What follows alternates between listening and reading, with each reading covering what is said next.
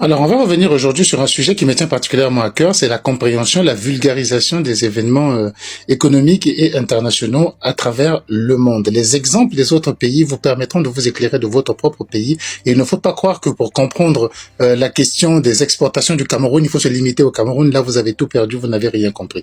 Ici, il s'agit d'un sujet très passionné, devenu très passionnel dans les milieux africains. Il s'agit de l'uranium du Niger. Donc, je vais vous faire écouter un extrait que j'ai reçu d'un discours du président Bazoum. Il est pas long, juste une petite minute, et je reviens pour commenter. Vous allez comprendre, c'est fort intéressant.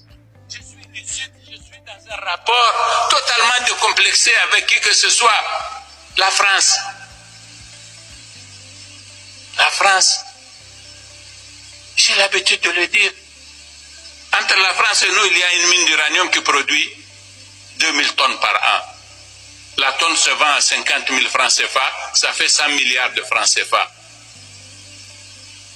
Mais j'ai tout mon uranium, personne ne veut investir pour l'exploiter. On ne peut pas me dire que la France qui achète son uranium au Kazakhstan et au Canada veut m'imposer des choses parce qu'il y a l'uranium au Niger. C'est moi qui les supplie pour qu'ils me fassent Imouraden. Mais eux, ils refusent. Non, quand on ne comprend pas les choses, on ne dit pas n'importe quoi. Je n'ai aucun complexe, ce sont mes alliés. Ça ne ressemble pas au discours couramment entendu ces derniers temps, où l'Afrique serait convoitée et les gens courent pour aller chercher de l'uranium. Mais retenez bien ces chiffres. Le budget du Niger, en 2022, l'année à laquelle il est en train de parler, était de 2900 milliards de francs CFA. Dans ce budget, l'uranium ne participe que pour 100 milliards de francs CFA, soit quelque part entre 3 et 4%. Vous voyez comment l'uranium est insignifiant dans l'économie du Niger. Mais comment peut-on passer son temps à être bloqué sur un truc, à penser que pour 100 milliards de francs CFA, c'est-à-dire que 3% du budget, ce pays mourrait s'il n'avait pas d'uranium? Ou alors que la France irait organiser des coups d'État pour enlever des gens au pouvoir, pour avoir quelque chose qui a une valeur de 100 milliards de francs CFA. Je tiens à rappeler une chose, en ajoutant à ce qu'il a dit. C'est que, et en plus, l'uranium, il dit qu'il est vendu à 50 000 francs. Il y a des bruits qui courent que c'était la tonne. Des bruits qui courent qu'il était vendu à 27 000 francs la tonne. Je sais pas d'où ils viennent, mais l'ITIE, l'initiative pour la transparence des initiatives, des industries extractives qui appartient à chaque pays, l'ITIE du Niger a publié sur son site, nous l'avons déjà commenté ici, les prix auxquels la France achète l'uranium du Niger depuis 1971, et l'ITIE lui-même, c'est-à-dire que le site nigérien conclut par le fait que la France a toujours acheté l'uranium nigérien au-dessus des prix du marché. Déjà, le prix qui circulait à 27 000, là on nous dit 50 000. Passons sur ce sujet, mais en tout cas, vous pouvez aller regarder sur le site de l'ITIE Niger, Initiative pour la transparence des industries extractives. Chaque pays en a un, et il est alimenté et nourri par les locaux du même pays. Donc, vous voyez l'importance de cet uranium. Alors, qui est très faible dans le budget, qui ne rapporte pas grand-chose et qui se trouve en fait partout dans le monde, parce que la plus grande concentration de l'uranium dans le monde, c'est dans la mer. Il y en a partout. Et il n'y a pas une technologie ou une matière première qui est tellement capitale qu'un seul pays peut en détenir la puissance. Même lorsque vous avez les plus grands gisements, vous n'avez que les plus grands gisements, il y en a ailleurs. C'est ce qui est arrivé avec la RDC. Où, à force de faire du bruit que Apple s'enrichit sur le dos des pauvres mineurs qui l'exploitent, des enfants et qui l'achètent moins cher, Apple s'est retiré du marché de la République démocratique du Congo il y a un peu plus d'1 an et continue sa croissance. S'est retiré il y a un peu plus de 2 ans. Il a annoncé il y a 1 an, au moment où Félix Tshisekedi a commis une équipe d'avocats pour aller attaquer Apple pour augmenter les prix auxquels il achetait la matière première, sans même savoir que Apple avait déjà demandé 2 ans auparavant à tous ses fournisseurs de ne plus le fournir de matières premières, de coltan, etc., et de cobalt et compagnie, venant de la République démocratique du Congo. Donc en fait, même nos gouvernements sont tellement mal informés qu'ils ne savent pas que telle compagnie ne prend plus chez nous et ils vont l'attaquer. Tout ça pourquoi? Parce qu'il y a une rumeur qui voudrait que l'Afrique tiendrait par les burnes ces grandes entreprises qui ont besoin de ces trucs-là. Ils ont l'impression qu'ils ont un besoin mortel. Non. Ce n'est pas Dieu qui décide qu'on a besoin de l'uranium pour telle industrie ou qu'on a besoin du coltan pour telle autre industrie. C'est pas Dieu. Ce sont des chercheurs. C'est dans la recherche qu'on détermine que ça serait bien pour ça. Mais une des raisons pour le déterminer, c'est d'être sûr que cette matière est disponible en grande quantité et au niveau mondial. Si on trouve aujourd'hui une matière qui n'existe que dans un pays instable, on va laisser tomber l'exploitation de cette matière, on va utiliser un plan B, un plan C, un plan D. Tout ça, c'est prévu. Ils ne sont pas fous, ceux qui font ces recherches-là. Ils vont pas investir des milliards pour être à la merci des États capricieux où n'importe qui peut prendre un coup d'État et venir vous faire dire ce qu'il veut. Donc, il faut comprendre ce problème des matières premières. Ils sont importants, mais ils ne sont pas aussi essentiels que ça. Et si on décrète qu'une matière première va être utilisée pour une chose donnée, ça veut dire qu'il y en a à foison en dehors de vous, d'autres l'ont. Autre chose à retenir sur cet exemple que donne Bazoum mais qui m'a un peu fait sourire, c'est revenons sur le prix de 50 000 francs de la tonne. La tonne d'uranium à 50 000 francs, ça veut dire que la tonne d'uranium du Niger coûte moins cher. Donc 50 000 francs, je rappelle, c'est plus élevé que le prix du marché. Ça veut dire que la tonne d'uranium du Niger coûte moins cher qu'une tonne de ciment. Dans la plupart des pays africains, la tonne de ciment est au-dessus de 50 000 francs. Ça doit être à 65 000 francs au Sénégal. À Brazzaville, vous l'avez à 90 000 francs la tonne. Ce qui veut dire que le Niger gagnerait beaucoup plus d'argent en vendant du ciment plutôt qu'en vendant de l'uranium. Et en plus, on parle de quelle quantité? 2000 tonnes. Mais 2000 tonnes, c'est ce que peut écouler un bon dépôt de quartier dans un quartier nouveau en construction en Afrique. Un bon dépôt de ciment peut écouler 2000 tonnes la semaine. Allez, les 15 jours, mais un seul dépôt. Le mois. Un seul dépôt de ciment. Ça, c'est ce que tout un État attend pour vivre. Chers Africains, à un moment donné, il faut que nous soyons sérieux. Il faut que nous ayons à la source des chiffres. Il faut que nous cessions de nous emporter par rapport aux émotions que nous avons. On nous exploite, on nous vole. Regardez un peu la valeur de ce dont nous sommes en train de parler et la configuration réelle de cette industrie.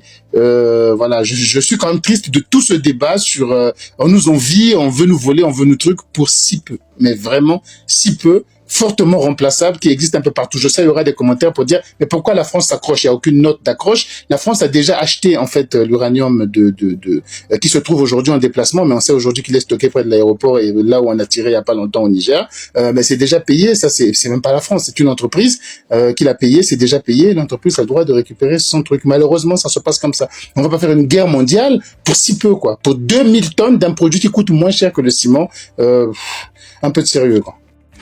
Quand je regarde ce qui se passe dans le monde en ce moment avec Trump et ses simagrées, avec l'enlèvement de Maduro, ses ambitions sur le Groenland, ses ambitions sauvages sur le Groenland, brutalisant même ses alliés, avec ses ambitions sur le Canada, avec la cartographie qu'il affiche où on retrouve Cuba comme un État américain, avec ses menaces d'exploser des pays et de les faire disparaître.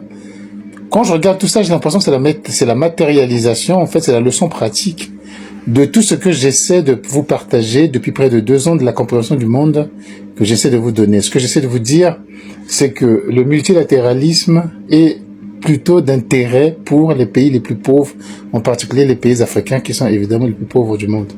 Que les relations internationales servent d'abord les pays les plus pauvres qui peuvent avoir un cadre de discussion et des cadres législatifs, des cadres de loi internationale où tout le monde peut appliquer, parce que les pays les plus riches, eux, n'en ont pas besoin. Trump vous démontre que les pays les plus riches n'en ont pas besoin. Ils ont les moyens d'agresser, de prendre ce qu'ils veulent, de chasser qui ils veulent. Vous savez, aujourd'hui, il a créé le conseil, son conseil pour la paix, avec des pays qui se plient à lui. Mais demain, Macron peut très bien créer également un conseil de la paix avec d'autres pays qui se plient à lui. La Chine peut en faire autant dans sa zone d'influence, autant que la Russie. Et chacun se retrouve à la merci avec un chef de ce conseil qui a posé les règles, qui frappe quand il veut, qui se justifie par lui-même, etc. Est-ce un tel monde?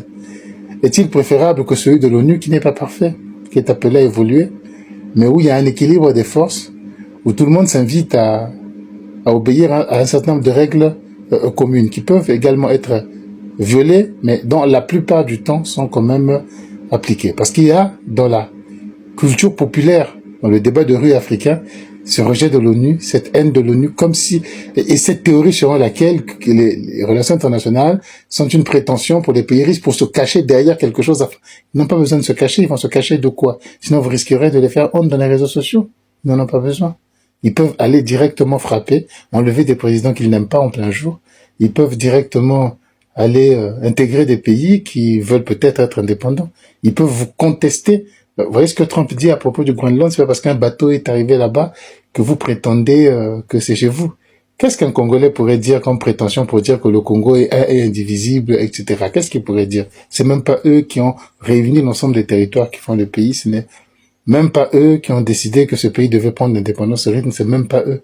Donc vous imaginez un monde où tout ce que nous avons signé, les accords, les ententes, les paroles données les uns et les autres sont remis en cause. Si à la fin de cette aventure trumpienne, enfin, d'ailleurs, il faut savoir comment elle va finir. Trump n'a qu'un seul mandat. Vous avez vu tout ce qu'il a pu faire en une année. Imaginons ce qu'il peut encore faire dans les 3 ans qui arrivent et imaginons que les Américains puissent réélire un Trumpiste dur et convaincu après Trump. Si cela arrive, le monde aura définitivement changé de face et rentrer dans une instabilité qui sera difficile à rattraper. Mais si les Américains, à la fin de Trump, mettent en place un gouvernement et nomment un président, votent un président plus raisonnable, je crois qu'il y aura, le Trumpisme aurait créé des dégâts, mais la plupart seront rattrapables. Et il appartient en fait aux pays pauvres qui aujourd'hui sont en train de regarder un spectacle mondial sans réagir, en train de se demander qui va nous manger, à quelle sauce on va être mangé. Il appartient aux pays pauvres, aux pays les plus pauvres, de se mettre debout et d'insister sur l'impératif du multilatéralisme, l'impératif du respect des voix des autres, même s'ils ne sont pas importants, l'impératif. Ils sont tellement pauvres qu'ils ne peuvent même pas imposer. Mais de se battre en tout cas pour ça et de souligner leur existence, d'avoir les moyens de communication nécessaires pour pouvoir le faire. Mais s'il y a encore des gens après ça qui ont les définitions erronées qu'on entend un peu tous les jours sur l'impérialisme, le néocolonialisme. Voilà le vrai impérialisme, c'est Trump. Je me lève, je vais te prendre au grand jour et je me félicite de l'action militaire formidable qui a été menée. Voilà le vrai impérialiste, dire que ce territoire, j'en ai besoin pour ma sécurité, je veux l'intégrer chez moi par la force ou par le truc. Il faut féliciter là aussi, le seul qui lui a tenu vraiment tête, c'est Emmanuel Macron. Il défend la France! Il défend la France! Mais vous voyez que c'est des débats totalement débiles. C'est le président Macron qui était le seul qui lui opposait ça. Si vous voulez pas d'un monde où cela doit arriver, il faut se battre pour que le multilatéralisme continue, soit renforcé, et faire bloc avec ceux qui empêchent les vrais impérialistes, les vrais, parce que l'attaque de l'Ukraine par la Russie, c'est aussi ça l'impérialisme. Et si vous soutenez l'attaque de la Russie par l'Ukraine, vous aurez des Trump un peu partout, dans toutes les régions du monde, parce qu'ils sont un peu plus puissants que les autres, un peu plus forts que les autres. Cela ne devra arriver nulle part et chez personne. Et surtout, nous qui venons de pays pauvres et qui tenons quand même à ce que nos pays continuent à exister, nous devons être du côté de ceux qui luttent contre le vrai impérialisme, pas l'impérialisme des réseaux sociaux, ou un simple déséquilibre commercial, j'ai plus de moyens que toi, je suis impérialiste, ou un simple contrat commercial, c'est il nous pille. C'est un peu ridicule.